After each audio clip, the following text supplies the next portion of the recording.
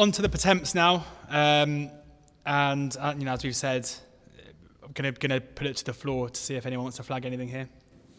Yeah, JP is definitely one to bear in mind if he's got a runner in this race, and he's got one that ran really well in the best Pertemps qualifier at Leopardstown over the Christmas period, and that was Glenlow, who finished third behind mine now. Now, interestingly, comparing the winners' sectionals with Apple's Jade over the same course and distance, the handicap was better. So straight away I've upgraded that race, and I've monitored who's run out of it and how they've done since. And there's been about 3 or 4 individual winners scattered down the field, and that was his last run. He hasn't run since. He's got some good form prior to that as well. He was second to a horse called Oscar Knight the time before. He's a bit gawky. He's a bit of a brain dead horse, but he's got a lot of ability. And Luke Dempsey rode him that way, and it looks as though they were just getting him qualified. 10-1 with winner. Yeah, so he's definitely one. And the other one's Protect the Flow, Nicky Henderson's horse, who was very impressive on the numbers when he won at Wincanton 2 starts back.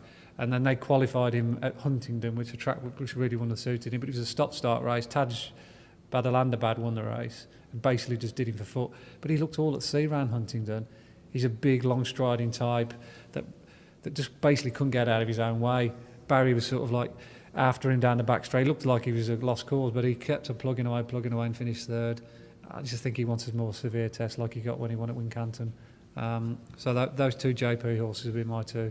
33-1 Protect. Really? The Flow, Is he big as yeah. that? God, if he got soft ground, he'd be a massive player. That's not no run, no bet. But you can get 25s NRNB with 365. Mike, looking for you for a couple of darts here. I like 2 really. I like Who Dares Wins. I think this horse has been absolutely laid out for this race. He was third in the Coral Cup last year. The Yard have had a 1-2 in the race before.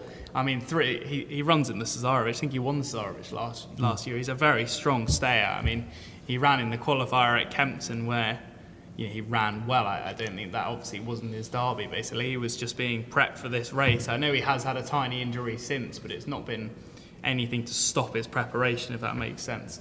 I think that's Who Dares Wins. He's a very live player in the race, I think. And one more of a slightly darker horse who sort of hasn't come out of nowhere, but he sort of went missing mid-season.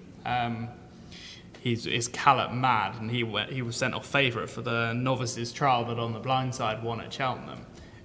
Very, very highly campaigned as a novice chaser. Things haven't really gone to plan. He obviously bombed out behind On the Blind Side, but was swiftly given a wind off. I thought it was interesting they ran him at the end of January, where, given that he didn't run that well, but they whisked him out 7 days later, I think it was, to win a handicap, which was a Pertemps qualifier.